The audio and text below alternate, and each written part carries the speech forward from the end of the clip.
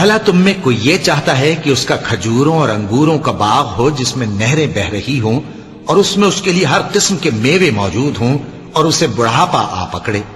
اور اس کے ننھے ننھے بچے بھی ہوں تو ناگہاں اس باغ پر آگ کا بھرا ہوا بگولا چلے پس وہ جل جائے؟ اس طرح اللہ تم سے اپنی آیتیں کھول کھول کر بیان فرماتا ہے تاکہ تم سوچو اور سمجھو۔ مومنو،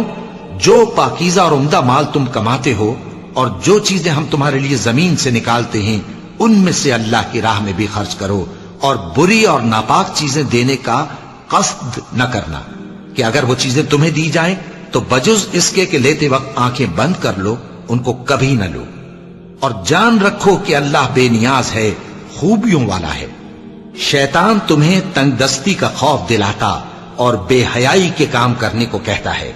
اور اللہ تم سے اپنی بخشش اور رحمت کا وعدہ کرتا ہے، اور اللہ کشائش والا ہے، سب کچھ جاننے والا ہے۔ وہ جس کو چاہتا ہے دانائی بخشتا ہے، اور جس کو دانائی ملی بے شک اس کو بڑی نعمت ملی،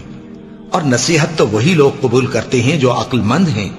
اور تم اللہ کی راہ میں جس طرح کا خرچ کرو یا کوئی نذر مانو اللہ اس کو جانتا ہے، اور ظالموں کا کوئی مددگار نہ ہوگا۔ اگر تم خیرات ظاہر کر کے دو تو وہ بھی خوب ہے، اور اگر پوشیدہ دو اور دو بھی ضرورت مندوں کو تو یہ تمہارے لیے بہتر ہے،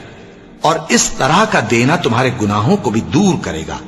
اور اللہ کو تمہارے سب کاموں کی خبر ہے۔ اے نبی صلی اللہ علیہ وآلہ وسلم، تم ان لوگوں کی ہدایت کے ذمہ دار نہیں ہو، بلکہ اللہ ہی جس کو چاہتا ہے ہدایت بخشتا ہے۔ اور مومنو، تم جو مال خرچ کرو گے تو اس کا فائدہ تم ہی کو ہے، اور تم تو جو خرچ کرو گے اللہ کی خوشنودی کے لیے کرو گے، اور جو مال تم خرچ کرو گے وہ تمہیں پورا پورا دے دیا جائے گا اور تمہارا کچھ نقصان نہیں کیا جائے گا۔